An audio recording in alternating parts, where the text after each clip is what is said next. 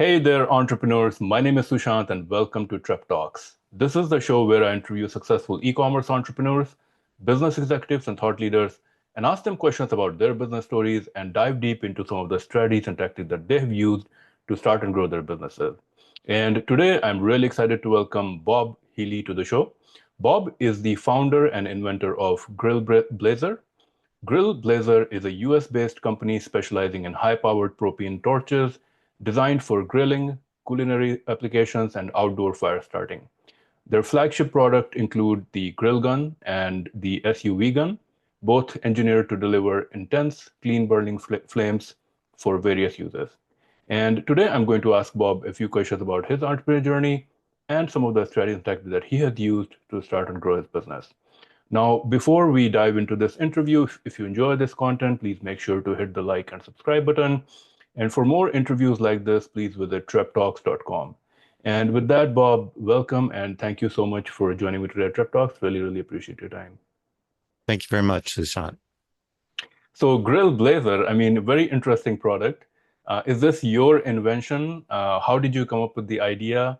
What were you doing before? And yeah, what motivated you to start this business? So it was 2017, and I had lit my charcoal grill as I normally do every week. And I was using at the time a high-powered weed torch that you could pick up anywhere online, Harbor Freight, that sort of thing. It's just a propane torch that's, you know, some 500,000 BTU or so. Roofing torches, weed torches, that sort of stuff. And they're they're basically all just pieces of garbage. They're pretty poor quality. The igniter system doesn't work. And so for 15 years, I had been lighting my charcoal grill with the weed torch because it's the best, most efficient way of lighting a charcoal grill, but it's really clumsy. So a weed torch, for people who don't know anything about what that is, it's, 3, 4 foot long wand with a fire bell on one end of it and shoots out high power propane on the other end. But it's very efficient at lighting charcoal. I'll give you that when they work. And,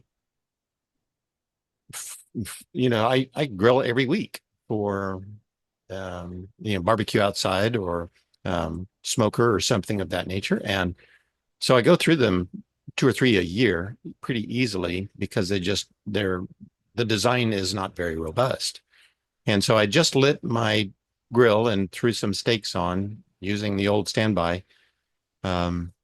Frustrated again because this torch was going to have to be replaced. And I just kind of mused to my sons who were out there with me. It was December and it was freezing cold outside and 30 degrees. Snow was blowing, but we're under the roof of the wraparound porch. And I said, what's it going to take for somebody to design a really decent torch? Something that is designed for the purpose of lighting a charcoal grill. I mean, just really super fast, super easy, and really cool. And so they didn't, maybe it was the beer they were drinking, but they didn't take long to kind of loosen up and say, hey, Dad, so you got to make it look like a gun. And I said, okay, so I pushed back. I said, well, a lot of people aren't going to like a gun. Right? Like half the people in the country don't like guns. And they pretty well convinced me that the other half does. And so not to be shy of that if you're going to make a good torch and you want to have people want to buy it, it's got to be something that's pleasant for them to look at and use. So my background was engineering and building businesses and management. And I took that to heart and I thought about it and I said, I'm just going to create it. Well, there was no notion of a grill gun at that time.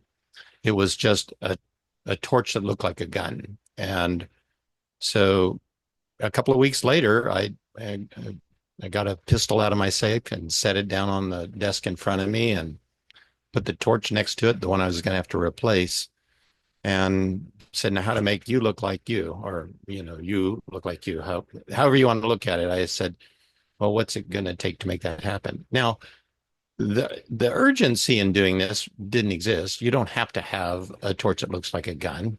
Hmm. but it's really, really cool. And anybody who's ever used a grill gun, the power and the control that you have to have, in excess of 400,000 BTU at any time you use it, it'll light your charcoal instantly. That's what my goal was, is to make the best torch possible out there, so that from all respects that it is not only cool to use, that people would want to buy it. Because in the 15 years that I've been using weed torches, nobody ever said, I think that's cool and I want to go get one. Hmm. It just didn't happen. And so I started designing what would ultimately end up being the grill gun. And it took me, oh, so I had to learn 3D modeling. Now, Hmm. being an engineer and being a manager and hiring engineers and having them do 3D modeling, I'd never done it myself, but so I bought a license for SolidWorks and started modeling it. And pretty soon I was staring in virtual space at what would ultimately become a grill gun. And then I had to go about making it. So I have a small little engine lathe and end mill, and bought a 3D printer, and I printed the parts and machined the parts that I needed. And so so that was in December 2017, I thought of it, or decided I was going to do it. And then by May of 2018, just 5 months later, I actually was holding my first torch that looked like a gun. I didn't have the notion that it was called a grill gun, or that I was going to try to go for that one niche market, because with high powered fire like that, you can do most anything. Uh, so in order to do it, being an engineer, I had to create a list of the things that the perfect torch would need to have. And I think it's 11 items on the list. You can see that list on the website at GrillBlazer.com if you're interested. But Hmm. if I couldn't design the perfect torch, which required all of those elements, then it wasn't going to be any good in my Hmm. mind, because that's just the kind of engineer that I am. It's all about making it just exactly right. Yeah. So that's how it actually got started. It was an idea that came out of frustration from what was available, and there was no notion of a torch that was actually designed to light the charcoal grill in the way I was using it. And so the grill gun came to life like that, as an idea, and I was holding one, and then I had to go through an awful lot which is where your entrepreneurs would be interested in knowing, is, well, how do you take it from the notion of a prototype that you're holding in your hand into trying to figure out how to sell something like that? I mean, you Well, can, you can, yeah. I mean, even you can before do all that, kinds of things I'm sorry, I don't mean to interrupt. Go ahead. even sorry to interrupt you, but even before that, I am interested because to me it seems like you were pretty, because you're an engineer, you were pretty hands-on with the whole design process. Like you designed it on the software and then you kind of did the machining yourself. You created the prototype yourself. I mean, I'm even interested to know because not everybody has that skill. Like, if somebody is in your position, let's say, and thinks, there should be a better grilling gun out there, and they're not an engineer. I mean, they can probably hire a designer or uh, find someone else find an engineer who can probably help them through this process. So my question for you is, what was kind of the innovation in your product? Is it, I mean, design is one thing, of course, it has to look like a gun, it has to look cool so people get excited about it. But was there any other innovation that went into it? Like, is it that it throws the flame at a certain speed, or what is kind of the innovation that you came up with, which makes this a little bit different? So when you design anything, whatever it is, in my case, it was a propane torch, you have to understand what the product ultimately has to do. And so if it's a matter of sort of copying what somebody else has done by looking at it and observing, that's one thing. but there really was nothing out there that would instantly light a charcoal grill, and I had to figure out why. Now, I've been telling you that I've been lighting charcoal grills for 15 years with weed torches, and people who do that understand that. But the torches are not as hot. I went through a whole range of prototype designs. What is, an innovation of taking a grill gun and putting it on a 1 pound bottle. So it's a 1 pound propane bottle that you buy them unlisted, on the internet under, I think brands are Coleman and Burns-Matic. And so it's just a little 1 pound propane bottle. But if you were to put a weed torch on that, it would suck the propane out of the bottle so fast that you would just run out of fuel. So it had to be very miserly. It had to sip propane. And in so doing, I would create an absolutely clean burn, which burns at 3,600 degrees. So the guarantee out of the torch is that it's going to burn at 3,600 degrees. Or if you're using MAP gas, which is not really MAP gas, but it's conventionally called that, is propylene, and it'll burn at 3,700 degrees, hot enough to sweat copper if you're soldering plumbing. Again, more than you need to know, but lighting wood doesn't require that kind of temperature. But what it does, see, when you make charcoal, you basically catch the wood on fire up until the point that it burns. And so you don't allow it to burn, but it's ready to burn, and it's just been cooled back down to simplify the process. And so if you're going to light it instantly, now, when I say instantly, I mean, I'll demonstrate it all the time. You take lump charcoal and you hit it with a grill gun, and in 4 seconds it's lit. I mean, it's just that fast. And it's so hot that it does the job, which is an innovation itself. So to innovate and create a torch that would light charcoal nearly instantly and be able to operate portable so that it sits on a 1 pound bottle, so that's very convenient. You don't have to have a big hose going off to a 20 pound bottle. You can throw it in your trunk. You can put it in a suitcase and check it on a plane. It's just ultimate. Well, you can't put the propane on a plane. Don't want anybody to misunderstand that. You can't fly with liquid propane, but you can the torch. And so a necessary innovation was first finding out what does it really take to light charcoal instantly, and then design for that, and then how to get it to consume the fuel in the most efficient manner, which are innovations that are unique to the grill gun. And then the last thing is the most notoriously flawed aspect of anybody's torch out there is that the igniter will fail. They always do. If you use a torch, the way they ignite is that you use a piezoelectric igniter, a push button lighter of some sort that generates a high voltage spark, which creates a static spark inside the gun and lights the fuel on fire. In order to light the fuel on fire, the fuel has to be very rich in fuel. Otherwise, it won't light. That's one thing. And the other thing is that the igniter has to be in the flow of fuel. Otherwise, it won't light it because it's not in the fuel. Those two characteristics are what causes torches to burn up.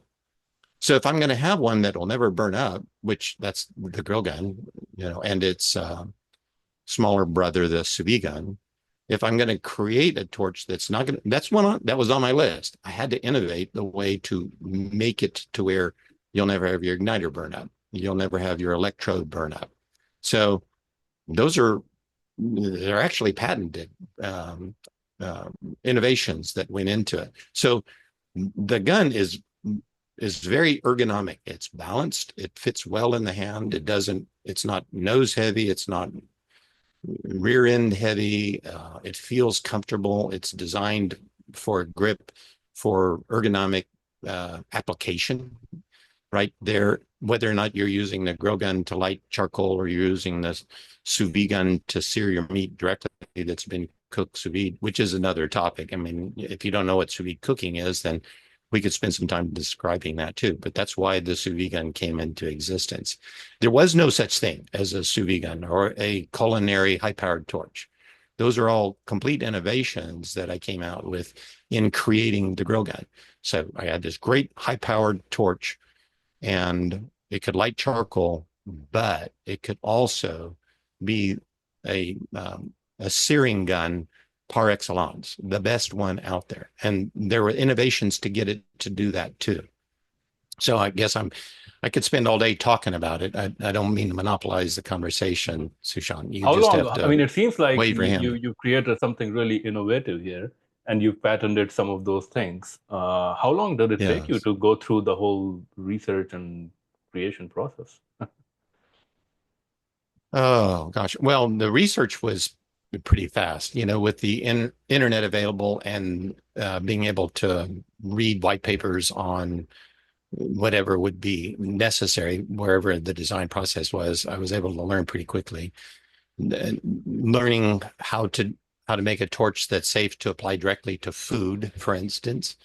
I could research that, and then whatever I researched, I'd have to build and test it. So just to say you wanted to do something isn't the same thing as to actually have it do it. So you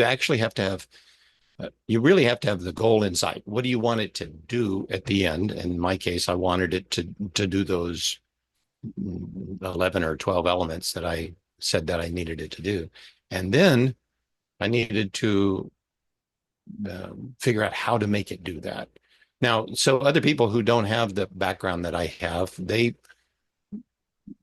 depending upon how complicated their idea is, they have to find that source. And generally those people are not free. In an earlier life, when I spent some more time, I I hung my shingle out as somebody who could design stuff for people, because that's what I had always done. I'd always designed products for other companies, Mm. and I just wanted to stop doing that and design something for myself. That was the impetus.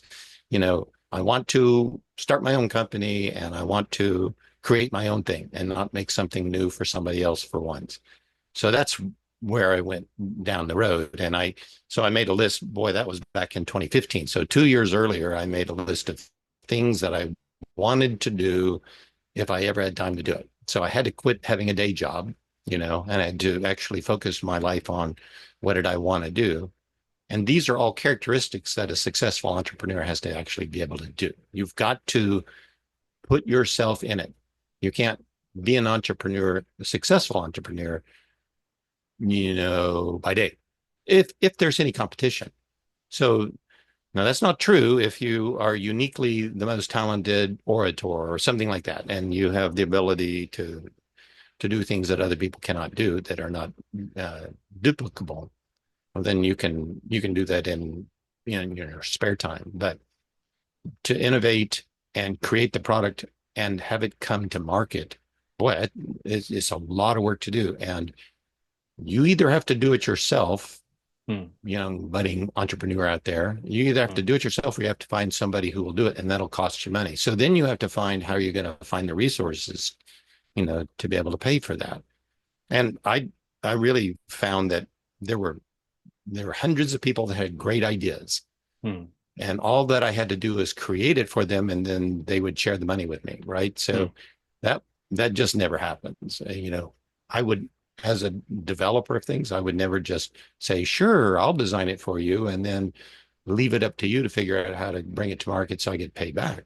That no engineering company, no engineer would actually do that unless you were related to them, like married to them, or they were somehow a family member, because Well, yeah, you really have to give it your all to make it work. yeah. I mean, in those kind of situations, it's usually like where you see the co-founding partners, right? Like you have one person who's technical. In your Sure. situation, it's really more of a, I guess, real engineering. These days, you see it more with computer engineers, right? Where you have a technical person creating the digital product, and then you have more of the Sure. marketer, business person bringing it to. So I think, yeah, you're completely correct. Either you have you're bringing it to life yourself, or you have the money to have hire people who can bring it to life, which I think is a more tricky situation, because not even if somebody is an engineer, and not everybody has I think the inclination to create new products and things like this. And then you Right. have like, the situation where you have co-founders where, there's equity division and people, are equally invested into bringing an idea to market. Oh, Um, and that's the most difficult thing to do. Having a partner of some sort. Well, partnerships are really, really bad because sometimes someone has to make a decision and you can't agree who's going to win. So that has to be all spelled out right up front because a lot of those co-founder ideas, they start out thinking, we'll just knock this out, and it doesn't go the way they want it to. And now push and shove are coming together, and you just have unhappy people, and a lot of people that dissolves friendships and ends up badly for a lot of people. Very true, very true. So, And I've heard a lot of those stories as well. oh yeah, So I'm sure you have. yeah, so let's move on. So now you have the prototype, the right, your 12, 13 criteria that you wanted this product to have. You nailed it right. You have a prototype. You have it in the right design that you wanted it in. What is next? Did you, from the aspect of bringing it to market, did you kind of validate your idea in any way? Did you like take it to like a trade show or somewhere where you kind of got some customer feedback? Can you share a little bit about how you kind of took the prototype to market and got your Sure. first customer? That's a very interesting story, actually, because it's a true entrepreneurial journey. So now I'm holding a prototype. Now that's hard for some people to come up with, but people believe in a prototype, whether or not it's a piece of software or a durable good or whatever you're doing. An idea, people have all kinds of ideas, but when you bring it to reality, then people will pay attention to it. So at the time that I was doing this, I thought this is the best thing ever, right? I was happy. I liked it. I thought it was great. Didn't know what to call it exactly Hmm. because it could be so many things. It could, melt ice. It could light your fireplace. So I ended up having to zero in on what the most exciting application would be is this entire notion of lighting a charcoal grill or searing meat directly that's been cooked sous vide. So I establish a story about it, and what it's good for, and I like it. And then I have to go out to trusted friends and that sort of stuff and let them try it. Now, you can't let them try an idea, but you can let them try a prototype. Hmm. And then, then that, so I started showing it to people and watching how they used it. And I learned two things about it real quickly, that people are not always as adept at using something as I am, especially if I'm the one who designed it. So you've got to get it, whatever you're doing, in somebody else's hand to see how they maybe foul it up or do something you never anticipated with it, that sort of thing. So that was a very necessary step that took really several months of Hmm. getting in front of people and demonstrating and letting them see it and having an audience. It starts with friends, goes to meetings that you can get in front of people because you're pouring yourself into this. Nobody's doing it for you. You have to do it yourself. And so you find all the ways that are possible to make that happen. Hmm. And so it may be another iteration, or two. In my case, I iterated on it for probably 6 months, taking things that I learned by watching people use it. I gosh, I went to one of the most interesting things was I went to a Texas high school barbecue cook-off, right? So I had a bunch of high school kids. Now that sounds like a dangerous thing. Um, it really wasn't because they really were into lighting charcoal and they were competent people and teachers were involved. And so I got to see how just somebody who never used one before uses it, that sort of thing. So that continued the whole iteration process. Meanwhile, I was trying to figure out how I was going to get this funded. All these things that I'm doing all by myself, I'm not independently wealthy. I don't have the resource that it takes to bring a new product to market. So I have to go out looking for capital.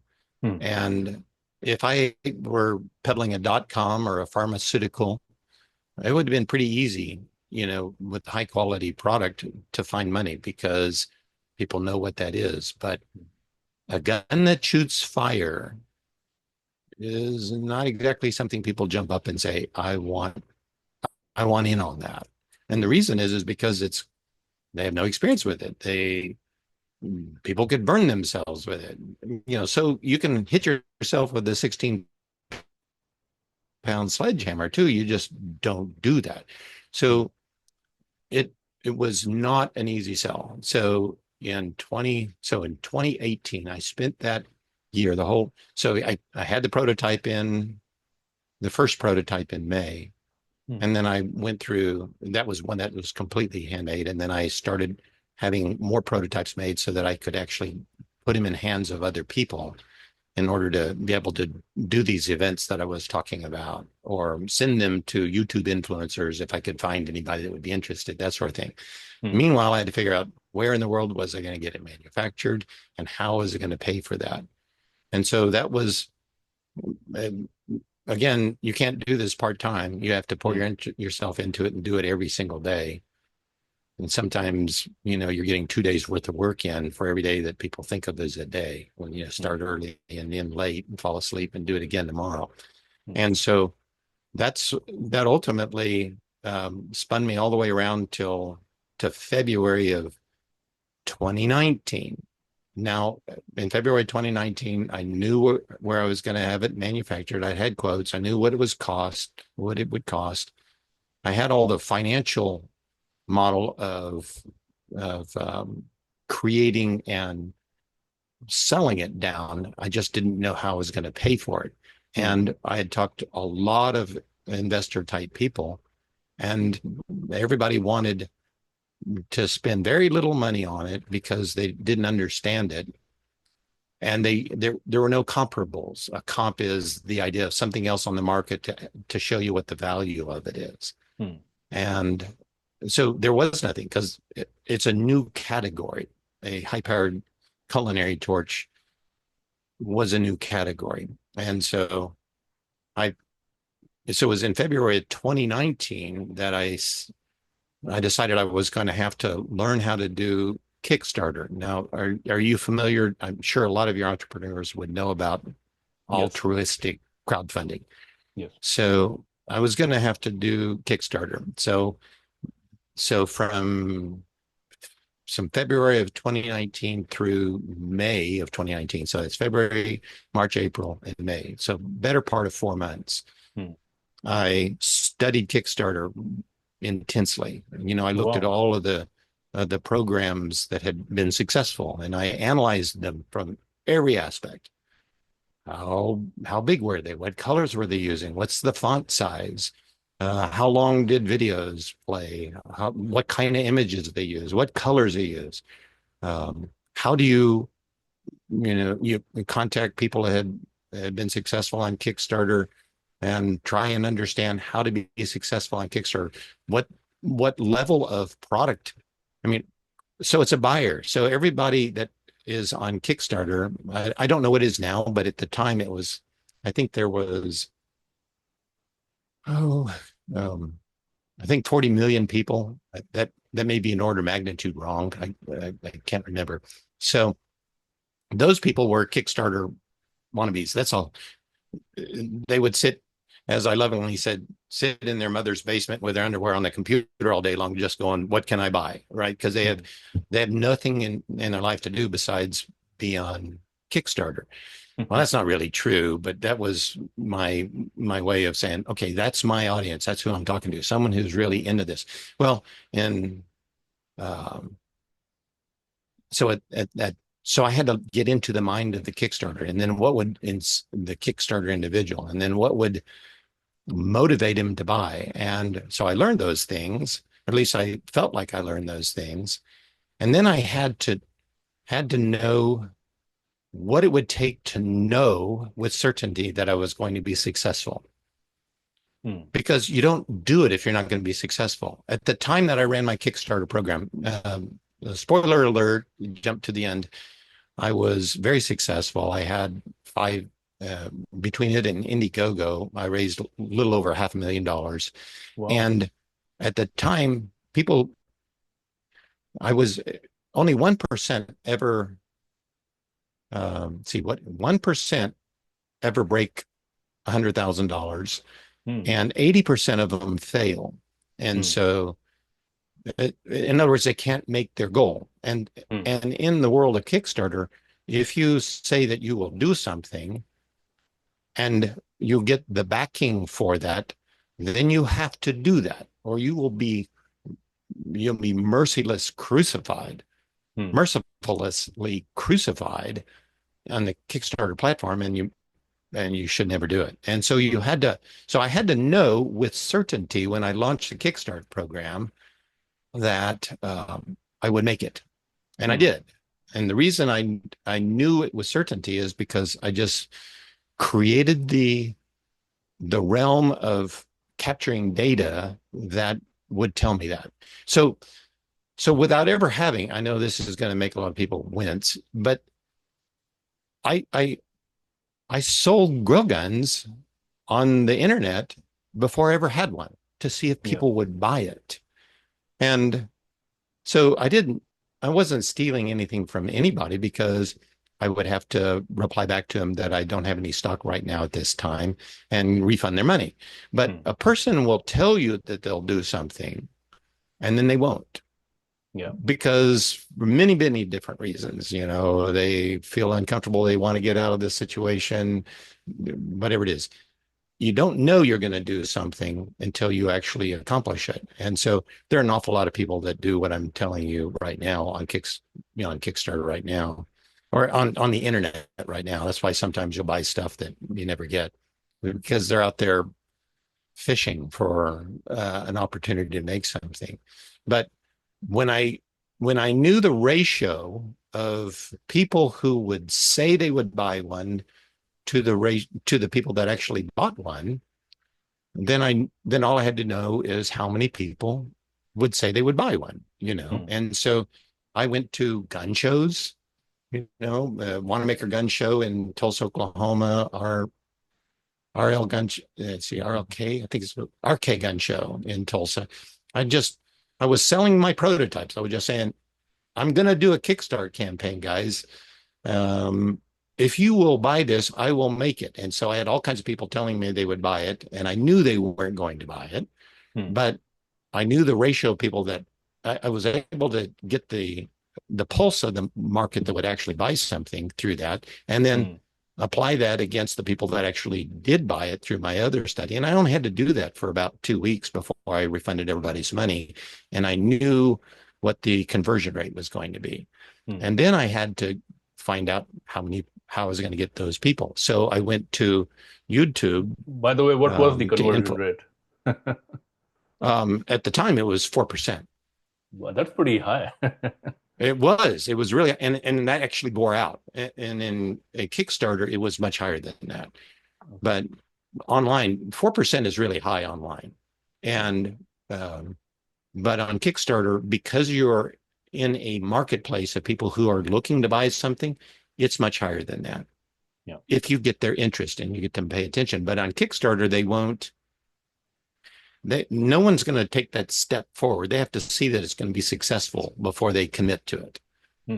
So there's a lot of strategy in that too. You have to set a goal that you can achieve. And so my goal was I had to achieve, I knew I needed $400,000. That was the minimum I had to have. Hmm. But I couldn't put that as a goal because everybody and their brother would know that nobody is ever going to get $400,000. Yeah. You're not going to do it. Yeah. So So why my would I question do for that? you, yeah, so my question for you is, I mean, when you did your Kickstarter and it's been quite successful, um, as part of the strategy, I know you mentioned that you really studied the page and, how long the video is and all those things. But once you created that page and you showcased your product, did you do any kind of outside marketing as well, or did you kind of just left it to organic Kickstarter audience to come and check it out? And because your page was so compelling, that you knew that certain percentage of those are going to invest in it? Or did you kind No, of find a way to drive outside traffic to the page as well? very definitely drove outside traffic. And so that was the next piece. In order to know I was going to be successful, I actually went to YouTubers and sent them my prototypes. Um, there are several videos that were done back then, and I could tell by the influencer's audience and the people that replied back to him. So somebody is one guy would be, his name is T. Roy Cooks, Troy Smith. He used to be on YouTube, and life has changed for him. He's doing other things now, but he did a great video. And boy, that's another story I could talk about for an hour, on doing that. So you have to drive traffic to the website, and which is really interesting because if you study Kickstarter, they they expect that all of the Kickstarter participants will be Kickstarter players. But in fact, over 50% of the people who pledged to support the grill gun when it came out had never been on Kickstarter before, which was a testimony to the fact that I was successful because what I had to do is build a groundswell of enthusiasm. So I knew I had to run for a short period of time. You had to get in on it. So it had to be 30 days. Well, I ran mine for 40 because I wanted to make sure I had every opportunity to collect the last little bit before I brought the campaign down. And I drove from all of my outside influence to Kickstarter. So I collected names, all of the people at the gun shows that I went to, people that wrote to me from the, what do you call it? The videos that were being put out there, sharing my information about it so that they reach out to me and say, I'd support a Kickstarter campaign. I got on I went to email. I had to get a platform where I could, not be shut down for, what do you call it? Blowing up email marketing. It wasn't nearly as stringent as it is now, but I had to come up with a way to tell everybody, okay, the campaign's starting and go, that sort of thing. So within 3 days, I'd set my criteria was 65,000, not 400,000 that I needed, because I knew if I got 65,000 in 3 days that I would make 400. I just knew that. And again, it's followed the data. And so because of all the work that I did in 3 days, and because of all the work that I did prepare myself for the Kickstarter launch, and by far the most impressive piece of that was a fellow named Guga, who runs a sous vide channel called Sous Vide Everything. And I sent him a prototype, developed a friendship with him. He loved it. He created a really great YouTube video. We coordinated the launch of my campaign and his release of his video. And in 3 days' time, I'd blown right past my $65,000. And now all the people that are normal Kickstarter people, they said, ooh, I'm wanting in on this because it's going to make. Well, if I had only made $65,000, all I was exposed to is the credit card charges for people, that I would be liable for. And I could end the campaign because I know I would never taken I couldn't take the 65,000 if I couldn't make it. I knew I had to have 400. Well, I got there, because again, I was just driven to make sure that I understood what it was going to take. And then at 3 days in, I knew I was going to make it. So I didn't worry about it anymore. And I was on to worrying about now, how was it going to move from Kickstarter over to Indiegogo? So I guess the Kickstarter campaign ended at 420,000 or something like that. And Indiegogo carried another 125,000. So in around $550,000, which was enough to get into production. Actually, to get the tooling, get the parts, get the products built, get them shipped to me, and start handing out grill guns and then going into retail sales of them. So that's how I did it. And mind you, when I did that to prove that there was a market and prove what people would pay for that. And so then the investors that I had been talking to that said, well, I wouldn't be willing to support this because, who would buy it? They could see who would buy it. They could see what they would pay. And now it was easy to get investment so that I could keep on going past that, $500,000 Yep. insertion in order to be able to make the project take off. No, So there you go. It was a long story.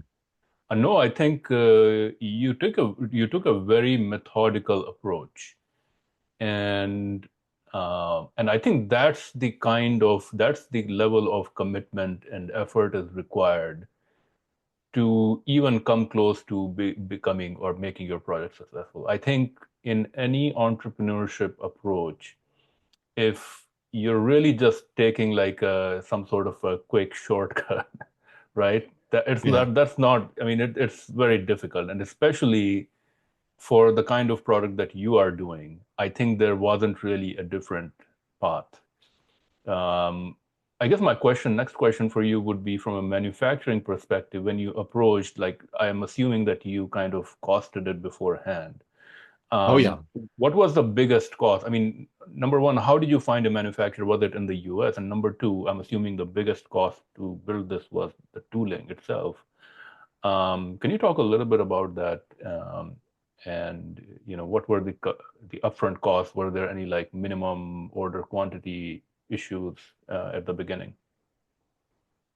So I actually knew people, again, from my product development for other companies before I started this, that I could call in different countries because I had been doing work with them. And it ended up that I tried to have it made in the United States. I dealt with several different manufacturers, and I I knew what the cost had to be, but I couldn't get there. And so I tried having it made in, don't need to belabor everything. I ended up in China. And so I connected with a friend who knew a friend who I called and was able to actually travel to China with somebody who could speak Chinese and meet a company that would make the grill gun for me because I could design. They would do what I wanted. It wasn't like I went to a torch manufacturer in China and said, "Here, make one that looks like a gun," because the how do I say this? The ethics in China are different than they are here in the United States, and I didn't want to see my product being sold by somebody else.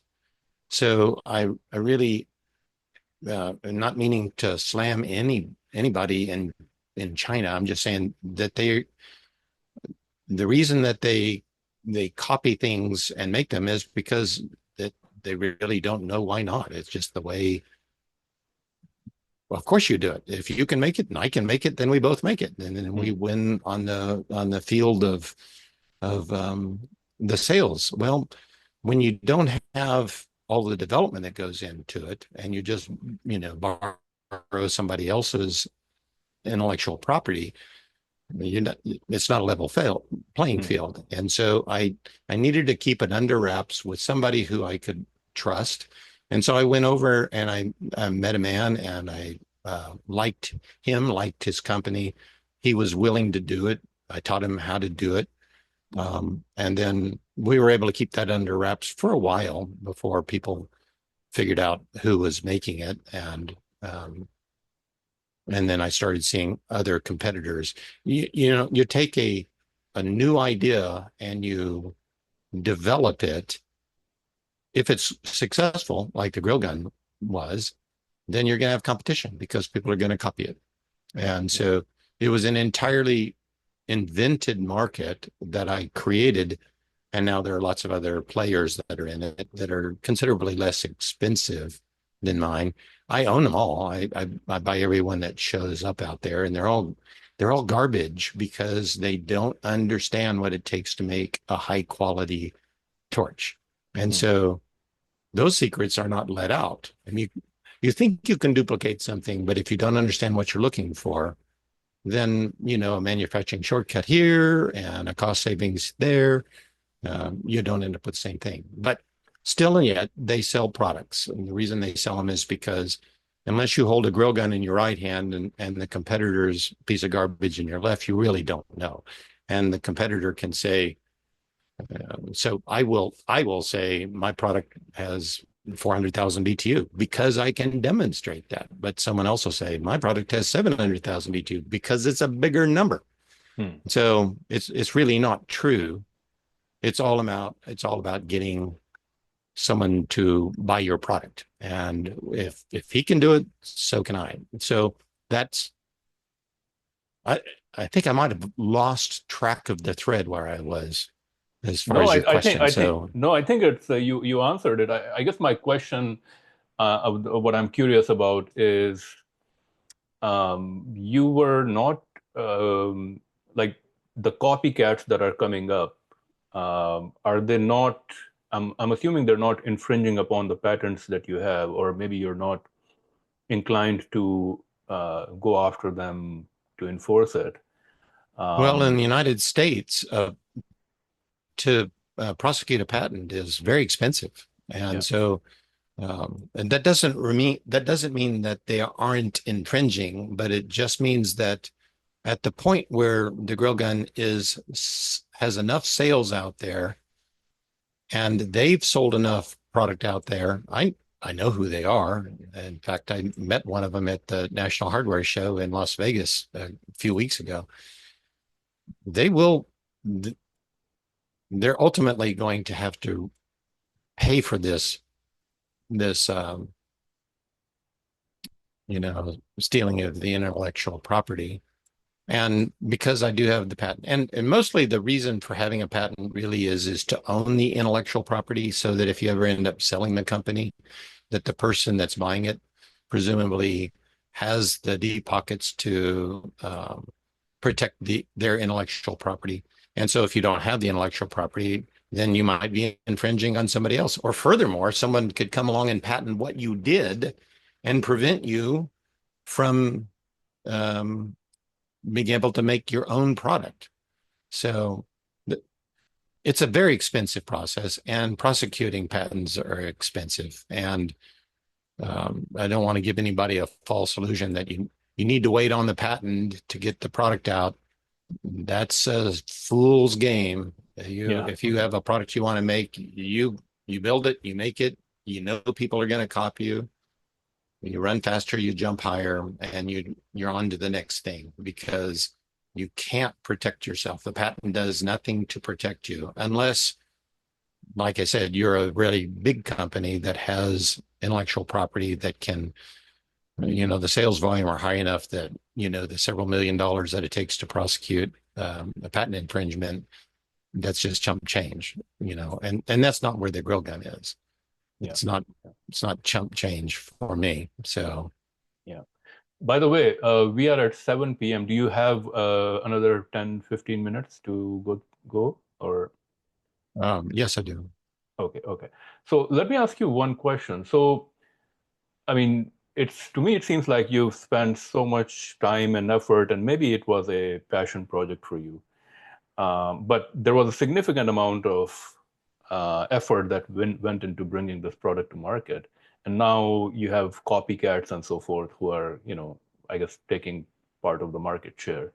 Um, from a margin perspective, do you think that you've kind of made your return on all the investment of effort that went into this? I mean, part of it probably was a learning experience for you. Part of it was, just personal satisfaction of creating something new. But do you think that at the end, where you are right now? Is it like from a business perspective, was it like a worthwhile endeavor to create this whole product and business? Oh yeah. So I was able to buy the investors that then reinvested, that invested after I was successful at Kickstarter. I was able to buy them out in a year after I started this. It's because if you were to go to Google and just Google GrillBlazer, you would read, I think I probably have over 700 um, 5-star reviews from people who love not only the product but the customer service. So that's a compelling reason in this world where you can't even get someone in customer service on the phone and everything is made disposable and throw it away. That to put out the kind of money that it takes to buy a grill gun, you want to know that the company is there to stand behind you, and that's what that was my company's core focus, is to support the customer. And that means supported in sales. So I've been direct to consumer all of this time, and I'm moving aggressively into the brick and mortar arena right now because it's much, much harder for copycats to move into the retail market simply because um, they've given away all the margin. I mean, a retailer needs, you know, standard margin. He'll need 40 points. If you got it in distribution, he wants another 15.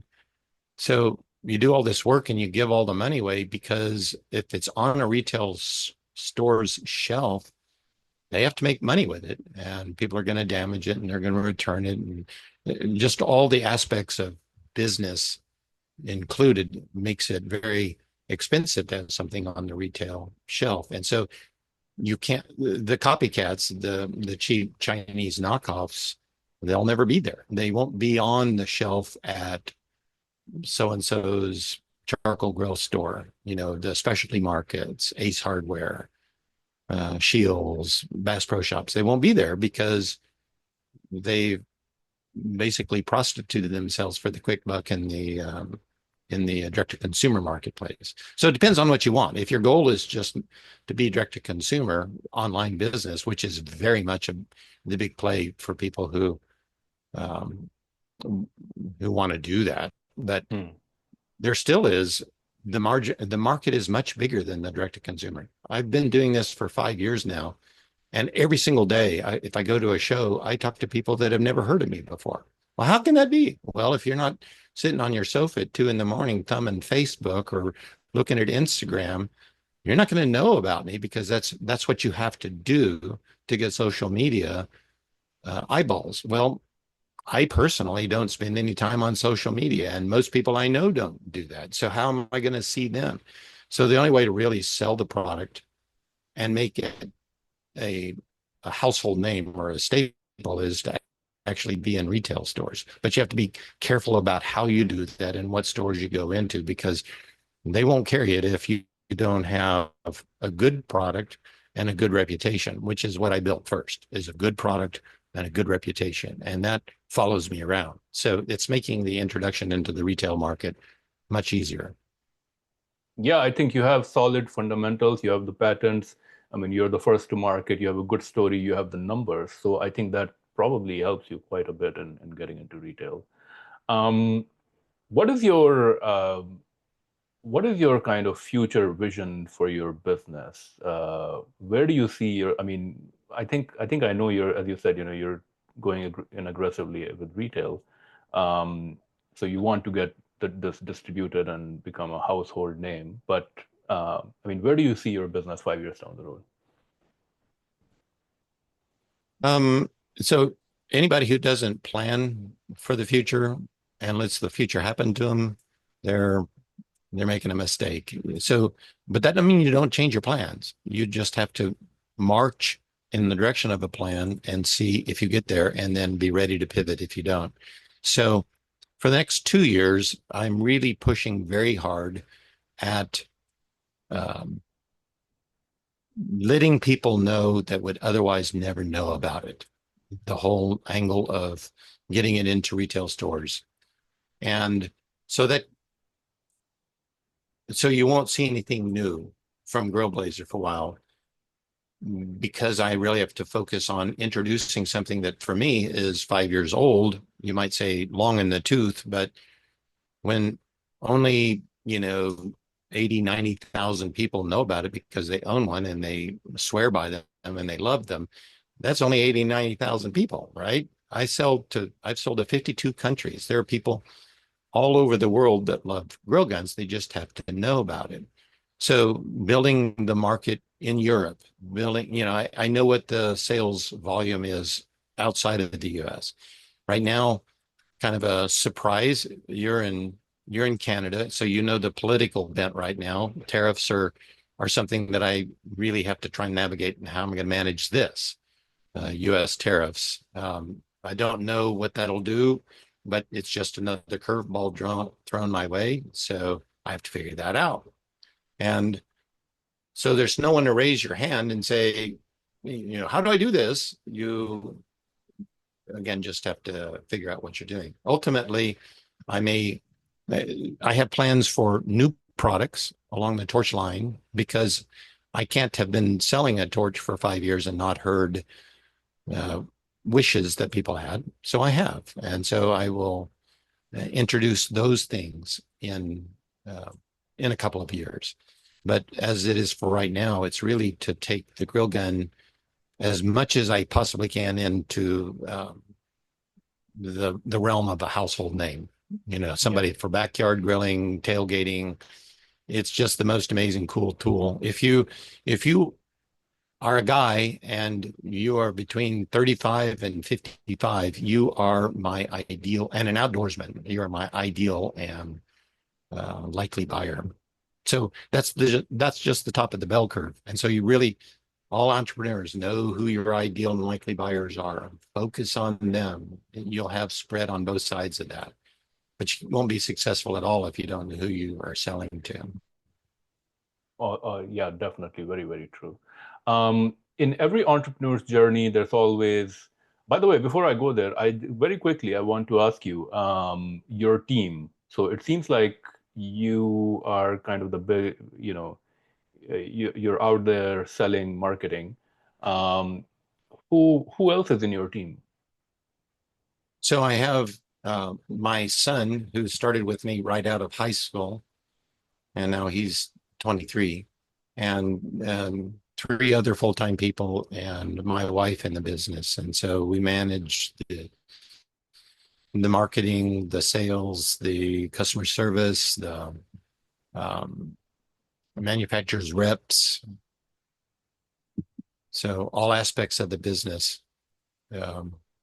good, responsible, loyal, people with high integrity. That's who I have. Awesome. That's great because yeah, I was wondering. But who does your social media, by the way? I mean, it looks pretty good. It seems like somebody's taking these videos. They look pretty good. Yeah, well, I have I have 2 guys that are focused on my social media. One guy creating the content and the other creating the distribution for it. So that's a very expensive proposition, friends. Social media. I mean, UGC is not the way to do it. You actually have to create your own if you're going to make it believable. And then that's always just, you're trying to guess at what's going to be successful. What are people going to like? What's going to get somebody's attention? I mean, it's high quality production and storytelling. Like, I mean, it's pretty decent, I would say. So yeah, I mean, if you're spending money, I think yeah, it's probably worth it. I'll share that with him. If in every entrepreneur journey, there's always mistakes made, lessons learned, failures. What has been kind of your big failure so far that has been a learning experience for you? What can other entrepreneurs learn from your mistakes?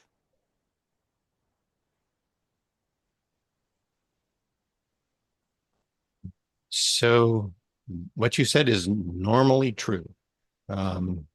What I do is I react to something that I've done wrong so quickly that it doesn't matter. So I did have one situation when I first released it where there was an O-ring that was out of spec, and they just got some a batch of bad parts. But I say it was out of spec. It was on the low intolerance side of the O-ring. So what it ended up happening was after 9 months of sitting under compression in the valve body where it took a set, and the set was not, I didn't recognize that failure until the products had been out for 9 months. So, I mean, the cycle time of actually getting the product, building it, shipping it, having it in people's hands and having them use it, and then having the complaints come back started in 2020. So it was in summer of 2020. I started having grill guns that were leaking gas. And so I went into a full court press of figuring out what was happening, what the problem was, how to resolve it, redesign the parts, make new parts, put out a national bulletin that says, if you have one of these products, please get it back to me again, or I'll send you a video in the parts and you can replace it yourself. And I averted a real catastrophe with that, so I had to deal with that for probably the first year and a half. It ended up being that it was an exposure of a possible 10,000 units, but it only ended up being about 1,500 units right off the bat that had a problem. And I saw that's about how many total. Dribs and drabs, I'll get a call from somebody who hadn't used their grill gun in 6 years, 5 years now, and they'll say, "Oh, I haven't used this for a while and it leaks." Well, I'll solve that problem for them. So it was recognizing a problem, facing it, communicating to everybody immediately that there was a problem. Because it was direct to consumer and I didn't have retail outlets that were pushing the product, I knew everybody. I mean, I had access to their emails and their phone numbers, and so I could get right to them. Now, people don't read their email and check their texts, so it took a long time to reach everybody. But that was just hard to kind of deal with the backlash of having a recall. Gosh, a brand new product out there, and now you have a recall. Well, I got past that because I responded to it in a responsible way. Yeah, that's a big problem to have, especially like now, if now you're in retail distribution, if something like that happens, that could be a big trouble. Yeah. I'm going to move on to our rapid fire segment. In this segment, I'm going to ask you a few quick questions, and you have to answer them maybe in a word or a sentence or so. So the first one is one book recommendation for entrepreneurs and why? A book called Traction by Gino Wickman. It drives vision, process, accountability. It's the notion of putting the right people in the right seats. It's a really important entrepreneurial book. An innovative product or idea in the current e-commerce, retail, or tech landscape that you feel excited about? So I'm pretty myopic. I stay focused on what I'm doing. So I really don't have anything on the horizon that excites me that somebody else is doing. I'm really too focused on what I'm doing. Okay, that makes sense. A business or productivity tool or software that you would recommend, or a productivity tip? So read the book Traction and then implement the EOS system that it tells you about. It's Entrepreneur Operating System, EOS is the acronym. Yeah. But it helps you structure your business and help you know that you are being successful at what you're doing. I think somebody also had recommended this in the past. Is this a system where they help you to build the business for like exiting at the end? Or maybe this is something different? No, not necessarily. It really is just, it's the notion of what should you be doing to be successful in business and who should be doing that. And so it's, if you don't have the right people in the right places, so I'm a implementer and my son is a visionary. You've got to have both in the company. Now, obviously I'm a visionary too, but so I do both ends of it, but he's not as choleric as I am, and so he has great ideas, and so I'm still in charge. So we don't necessarily do all of his ideas, but if you don't have the vision out there and you don't lend credibility to that, and the people like you comment about my marketing efforts that are going out there, finding the right people, putting them in the right seats, and not having too many of them, and being able to stay on top of what your exposure and your expenses are. Awesome. And maybe you're going to skip this one also, a startup or a business that you think is currently doing great things besides yourself. Yeah, ditto, right. I'll just move on. Okay.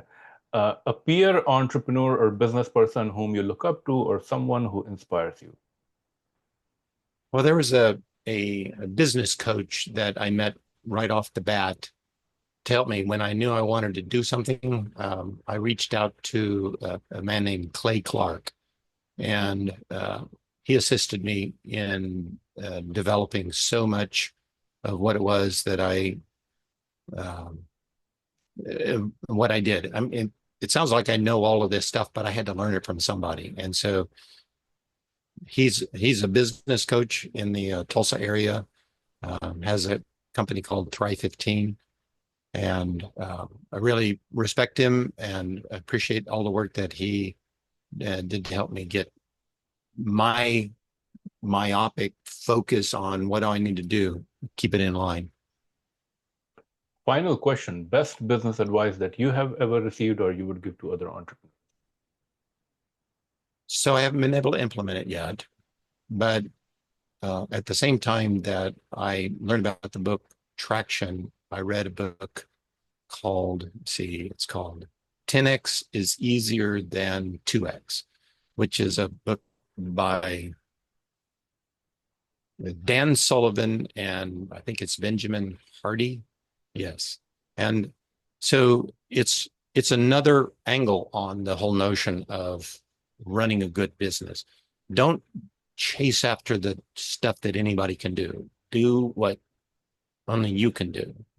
So it's easier to be 10 times as good as somebody if you focus on what you can be and not play in the battlefield of,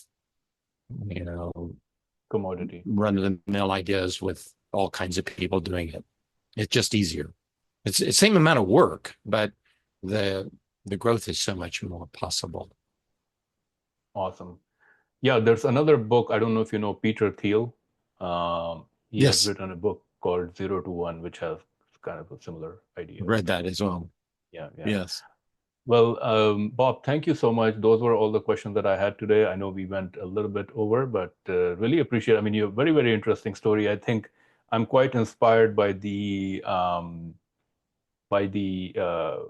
very comprehensive approach that you've taken to building your business. I think that takes a little bit of a time, but I think you did everything right, and so that definitely has a lot of value. So because these days, I think a lot of business advice is how can you test an idea quickly and figure out if it's working or not working, the whole lean startup approach. I mean, you still did most of it, I think, but I think just to build a product from scratch and doing everything, I think it's pretty inspiring. So thank you so much again for sharing your story. If anybody wants to check out your product, what's the best way to do that? GrillBlazer.com. GrillBlazer, awesome. one word, GrillBlazer.com. And you can read a snippet of what I spent some time telling you in the about section. But boy, if you know somebody or you are that person that likes really cool stuff, yeah, you need to go there. Awesome. Well, Bob, thank you so much again for your time, for the opportunity, and wish you all the very best. Thank you very much for your time too.